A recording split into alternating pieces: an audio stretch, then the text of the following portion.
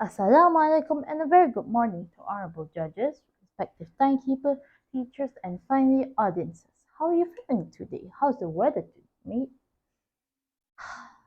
Fresh and lovely, I hope. Sometimes I wonder, as humans, have we done enough to our environment? As a kid, I wonder too. What can I do? Standing proud and tall today, I will talk about how I, as a child in primary and fact, can make differences in taking care of the environment, ways to protect the environment. According to Oxford Dictionary, the word environment means our surroundings or conditions in which a person, animal, or plant lives in.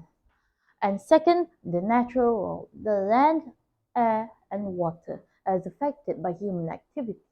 The emphasis for our topic today is actually our surroundings as humans, our lives as one of the beings that existed in this planet. I do believe that everything I do, every step I take will still make a difference, even though minuscule. How will I take care of the environment? It's easy. It's easy peasy lemon squeezy. I will practice the 3R concept in our daily lives: reduce, reuse, recycle. I'm sure all of us are aware of it as we learn it in our classes, but hold on to your horses. Before the 3Rs, reduce, reuse, recycle, which do got a lot of attention, you've got to agree there. I say the planet could benefit from the most important and the most underrepresented R, which is refuse. When you refuse, you say no, which is not always easy. Freebies at events, cheap goods on clearance, the hot new children's toy, or the latest gadgets that promise to make your life better. None of these are essential as they almost always ends up either in the trash or forgotten in the back of the closet. I say that when you're tempted to purchase or accept a non-essential item, think about whether it would truly improve your life. If not, it's okay to just say no thanks. Next R is reduce. In my opinion, reduce is done by being moderate. Everything I do must be in moderation.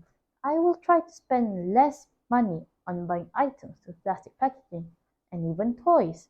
I think I have grown enough to have lesser plastic toys, so less plastic usage from my part, maybe it will lessen the whole household usage. Come to think of it, how many people you see each day drinking beverages from disposable cups, sipping from disposable bottles, sipping from disposable straws, carrying disposable grocery bags, eating from disposable plates or containers, and using disposable utensils. All that single-use plastic has to go somewhere, and it's had a devastating effect on our soil, oceans, and marine life. All of the above items have more environmentally responsible counterparts. Switch to reusable items and make a commitment to use them as often as possible. We are practicing the next R, reuse. But you will have less trash piling up at your curb and you'll be helping to protect the environment in a major way.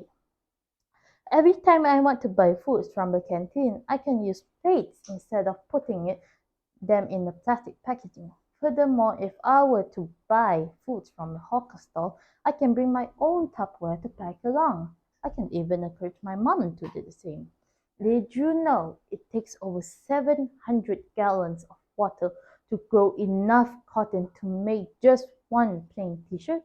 Instead of heading to the mall to buy new clothes, consider looking first in the thrift shop or vintage shop or trading clothes with your friends.